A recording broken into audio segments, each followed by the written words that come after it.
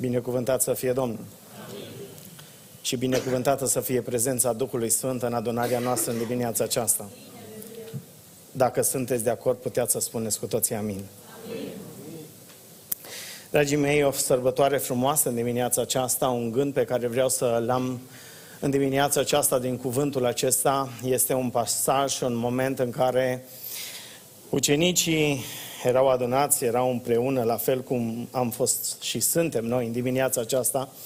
Și la un moment dat, în pasajul acesta, erau oamenii care veneau din exterior și spuneau în felul următor: ce sunt cu ei? Sunt beți? Nici de cum. Era prezența Duhului Sfânt acolo. Și m-am gândit în dimineața aceasta dacă ar fi venit cineva din exterior și s-ar fi uitat înspre noi în dimineața aceasta. Poate aveau aceleași cuvinte. Cred că sunt beți. Dar e dimineață și e prezența Duhului Sfânt printre noi. Toată gloria să fie adusă lui Dumnezeu. Amin. Dragii mei, nu vă citi tot textul din Fapte, capitolul 2, ci vă voi reîmprospăta aceste cuvinte, aceste versete, care fiecare dintre noi le știm, le cunoaștem, aproape le cunoaștem pe de rost. Momentul în care Duhul Sfânt al lui Dumnezeu s-a coborât peste cei care erau adunați la Cincizecime. Citesc din Fapte, capitolul 2, primele 4 versete, mai apoi vom sta în ascultarea cuvântului. În ziua Cincizecimii erau toți împreună în același loc. Deodată a venit din cer un sunet ca văjăit unui vânt puternic și a umplut toată casa unde ședeau ei. Niște limbi ca de foc au fost văzute împărțindu-se printre ei și s-au așezat câte una peste fiecare din ei. Și toți s-au umplut de Duhul Sfânt și au început să vorbească în alte limbi, după cum le da Duhul să vorbească. Amin. Dragii mei, avem aici un cuvânt care se repetă destul de mult în Scripturi. Cuvântul acesta deodată. Se pare că Domnul Iisus Hristos este specialist în momente deodată. Haideți să ne aducem aminte momentul în care Domnul Iisus Hristos era împreună cu ucenicii, erau în corabie și s-au auzit aceste cuvinte. Deodată. Deodată a venit acea furtună peste ucenici. Deodată, în casa ta se aude o veste. Fie că este plăcută, fie că este mai puțin plăcută. Deodată vine medicul și îi spune: au ieșit analizele. Copiii, extraordinar în dimineața aceasta, Dumnezeu să vă binecuvinteze. Ne-a spus așa de frumos că ați învățat din cuvântul lui Dumnezeu lucruri atât de frumoase. Noi ne-am bucurat ca și părinți să le puneți în practică în fiecare zi ceea ce ați învățat. Dar vreau să vă spun că și noi în dimineața aceasta am învățat ceva frumos din partea lor. Eu, unul care am stat aici în față, m-am uitat înspre ei și din când în când făceau un anumit lucru. Zâmbeau. Și zâmbetul lor este ceva fermecător. Dumnezeu să vă binecuvinteze. Dragii mei, cuvântul acesta deodată se pare că intervine și în viața noastră. Mă îndreptam înspre copii și vreau să spun aspectul acesta. Deodată dai un extemporal.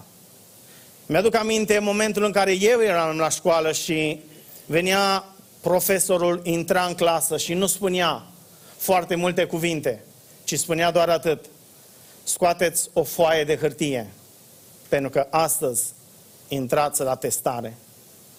Cuvântul acesta deodată, dragilor, intervine și în viața noastră a creștinilor.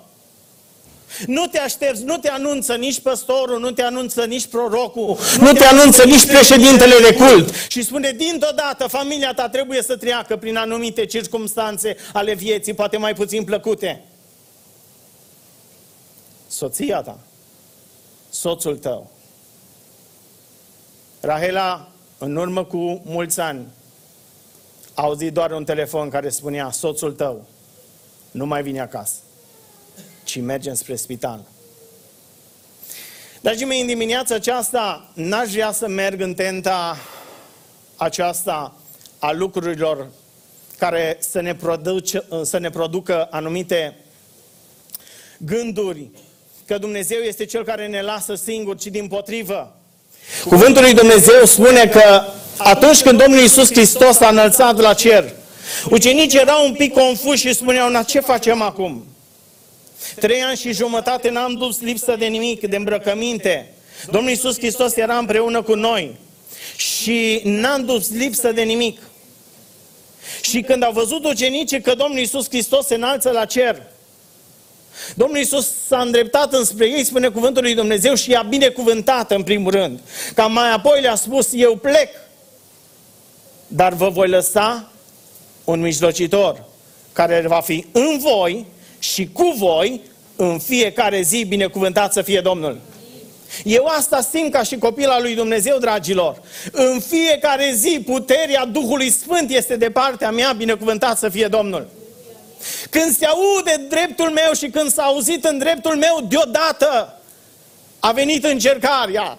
Dar aș vrea să vă spun că când s-a auzit cuvântul acesta deodată, s-a auzit și prezența Duhului Sfânt, binecuvântat să fie Domnul. Aceasta este nădejdea noastră, dragilor. Nu ne trebuie să ne fie frică de aspectul acesta când vine încercarea.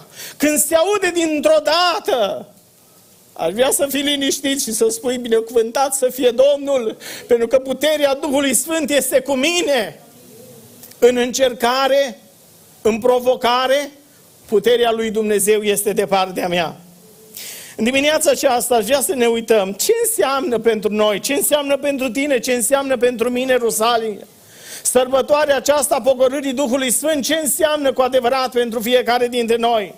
Și în primul rând aș vrea să vă spun că această sărbătoare, această pogorâre a Duhului Sfânt este o promisiune onorată de Dumnezeu. Este o promisiune care, ascultați și spune cuvântul lui Dumnezeu. Versetul 16. Aceasta este ce a spus prin prorocul Ioel. În zilele de pe urmă, zice Domnul, voi turna din Duhul meu peste orice făptură. Feciorii voștri și fetele voastre vor proroci, tinerii voștri vor avea vedenii și bătrânii voștri vor visa visuri. Această sărbătoare, dragilor, în primul rând, este o promisiune a Dumnezeul celui viu, care atunci când rostește ceva, ia ființă, binecuvântat să fie Domnul. Mi-aduc aminte de un moment profetic care l-am avut în dreptul meu și spuneam profeția aceea, faptul că un mare adevăr care era în viața mea, adevărul acesta a faptului că noi ca și oameni avem încredere în oameni și nu e rău. Dar spunea profeția aceasta în dreptul meu, dacă ți-ar fi spus un om, dacă ți-ar fi promis un om, nu-i așa că l-ai fi crezut?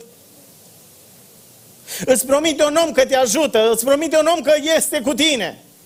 Și de multe ori suntem dezamăgiți de oameni, pentru că oamenii se schimbă și aduc motivații și spun, n-am putut să vin, n-am putut să fiu de partea ta, pentru că s-au întâmplat atâtea lucruri. Și în unele circumstanțe este mare adevăr. Dar în alte circumstanțe omul se departe de tine. Omul este cel care se dă la o parte atunci când vine greul. Dar aș vrea să vă spun cel mai mare adevăr. Este faptul că Iisus Hristos, Domnul, rămâne de partea noastră în orice moment al vieții noastre, binecuvântat să fie numele Lui. În ziua Cincizecimii, dragilor, spune cuvântul lui Dumnezeu că erau toți împreună în același loc. Așa cum am făcut-o noi în dimineața aceasta. Fiecare dintre noi am plecat din casele noastre cu gândul acesta și n-am avut alt gând decât să venim în prezența lui Dumnezeu. Și Dumnezeu și-a făcut prezența în mijlocul nostru. Slăvit să fie Domnul! Spuneam în primul rând că sărbătoarea aceasta a Rusalilor este o promisiune onorată de Dumnezeu. Mi-aduc aminte, în copilărie, A fost un moment în care am mers la neamurile noastre și lângă casa lor era o șină de tren. Și copiii de acolo ne-au învățat un lucru pe care noi nu-l știam. Ne-au chemat și au zis, haideți să vă învățăm ceva. Și ne-au spus în felul următor. Puneți urechea pe șinele de tren și veți auzi că vine trenul sau nu vine trenul. Pus acest aspect, acest exemplu, în rândul nostru a creștinilor, un exemplu frumos este acesta, să punem urechea la cuvântul lui Dumnezeu. Și vom înțelege că Iisus Hristos, Domnul, va reveni să-și ia mireasa acasă. Binecuvântat să fie Domnul. În al doilea rând, această experiență, dragilor, a Cincizecimii, este o sărbătoare care a cumprins toată casa aceea. Și, bineînțeles, ca și eu mi-am pus întrebarea, oare toți erau pregătiți să primească Duhul Sfânt? Erau toți pregătiți, aveau o inimă curată, erau în relații toți unii cu alții ca să primească, așa cum spunem noi? Toți erau pregătiți în inima lor să primească puterea Duhului Sfânt? Au primit toți? Slăvit să fie Domnul! În dimineața aceasta cred din toată inima că prezența Duhului Sfânt a atins fiecare inimă. Știți ce înseamnă? Pe toți. Rugăciunea noastră ca și slujitori, ne dorim în locul acesta, în biserica noastră, atunci când vine prezența Duhului Sfânt, toți să fim umpluți de puterea Duhului Sfânt. Nu doar cei care cântă și avem așteptări din partea lor, nu doar slujitorii care sunt aici și mânuie cuvântul lui Dumnezeu, ci dorința noastră este ca toată adunarea să poată să spună binecuvântat să fie Domnul. Plecând din locul acesta, fiecare dintre noi să putem să spunem binecuvântat să fie prezența Duhului Sfânt, pentru că s-a atins și de mine, și de mine, și de mine, și toți într-un singur glas în dimineața aceasta, toată gloria să fie a lui Dumnezeu. Știți ce se întâmplă, dragilor? Noi vorbim de puterea Duhului Sfânt. Vorbim de apropiere față de Dumnezeu. Ne dorim mai multă putere, ne dorim mai multă vorbire. Ne dorim mai mult și asta e un lucru bun. Dar e cineva care nu-și dorește lucrul acesta. E cineva care nu vrea ca tu și eu să vorbești în alte limbi. E cineva care nu-și dorește să fii călăuzit de puterea Duhului Sfânt. E cineva care vrea să obstrucționeze vocea Duhului Sfânt în tine. Și acesta este cel rău. Și ne rugăm ca Dumnezeu să dea la o parte orice ar putea să ne oprească din prezența Duhului Sfânt. E frumos și e bine să stai înaintea lui Dumnezeu atunci când ai o cauză, o problemă. E bine atunci când ai nevoie de ceva și dai telefoane ca Duhul Sfânt al lui Dumnezeu să-ți vorbească prin glas profetic. Dar în dimineața aceasta v-aș provoca pe fiecare dintre dumneavoastră Duhul Sfânt al lui Dumnezeu care este în noi în fiecare să-ți vorbească în mod personal. La problema ta, la nevoia ta, la decizia pe care trebuie să o iei. Este important să zici, Doamne, vorbește-mi mie într-un mod personal. Cuvântul lui Dumnezeu este cea mai frumoasă profeție lăsată pentru noi. Nu este lucru mai ales, nu este lucru mai frumos decât să ai o cerere înaintea lui Dumnezeu și să intervină cuvântul lui Dumnezeu și să-ți vorbească. Binecuvântat să fie Domnul. Niște limbi ca de foc au fost văzute, împărțindu-se printre ei și s-au așezat câte una pe fiecare din ei. Și toți s-au umplut de Duhul Sfânt și au început să vorbească în alte limbi, cum le da Duhul să vorbească. Amin. Dragilor, imaginea aceasta este o imagine frumoasă. Eu m-am gândit și cred că putem să o numim această sărbătoare sărbătoarea sufletului. Pentru că prezența Duhului Sfânt are de-a face cu interiorul nostru, cu sufletul nostru, cu trăirea lăuntrică. Atunci când vorbim de lucrarea Duhului Sfânt, nu este o lucrare palpabilă, nu este o lucrare poate văzută cu ochii noștri, palpată cu mâinile noastre, ci lucrarea Duhului Sfânt este o lucrare care trebuie să o simți și să o trăiești la nivelul sufletului, la nivelul interiorului tău. Și spun din toată inima ca Dumnezeu să ne ajute pe fiecare la trăirea aceasta. Aș vrea să merg fugitiv și înspre încheiere, gândurile acestea pe care spuneam, e cineva care vrea să ne oprească din această putere, din trăirea aceasta, din manifestarea Duhului Sfânt. Știți ce se întâmplă? Un aspect foarte important. Cei care aveți mașini, știți că mașina este plină de tot felul de senzori. Nu funcționează ceva, un senzor îți dă eroare, începe să piuie, zice că ceva nu funcționează bine. Dacă putem să transpunem senzorul acesta Duhului Sfânt, aș vrea să ne atenționeze în viața noastră. Atunci când poate nu vorbim așa precum ar trebui, când nu ne comportăm așa precum ar trebui, când gestionăm lucrurile așa precum nu trebuie, știți ce se întâmplă? Vocea Duhului Sfânt care este în fiecare dintre noi să ne spună: nu-i bine ceea ce faci acum. Nu-i bine cum gândești acum. Nu-i bine cum reacționezi acum. Nu-i bine la cum gândești acum. Și mai mult decât atât, atunci când vine prezența Duhului Sfânt peste noi și ne atenționează, bine ar fi să ne rugăm și să-i spunem: Doamne, ajută-mă să mă pocăiesc. Amin? Spuneam în primul rând, această sărbătoare este o promisiune onorată. În al doilea rând, era o trăire care au beneficiat toți cei care erau adunați acolo.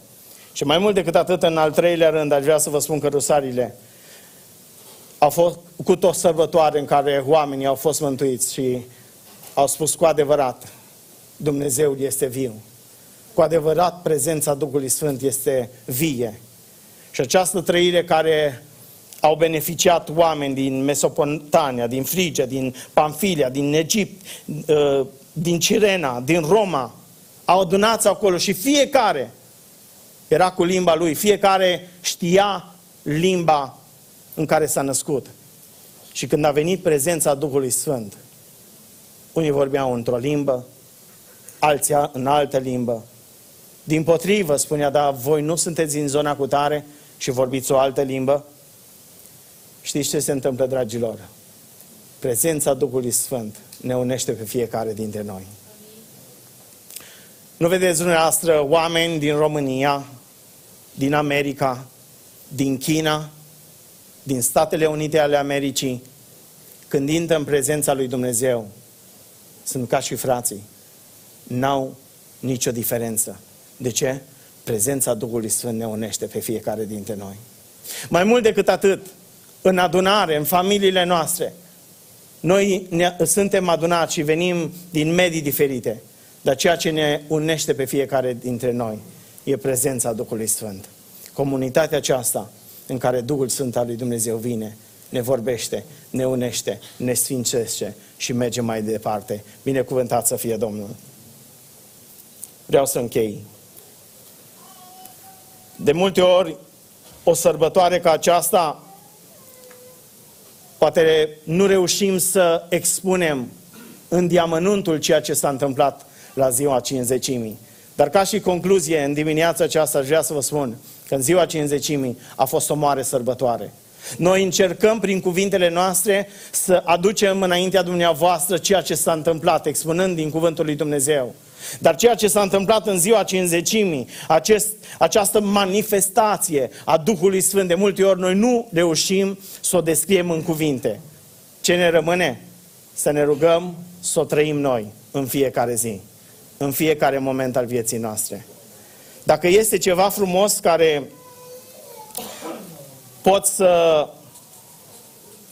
să trăiești, este această manifestație a Duhului Sfânt, care să o lași așa precum am cântat și aș ruga tinerii, dacă pot să vină să mai cântăm încă o dată această frumoasă cântare.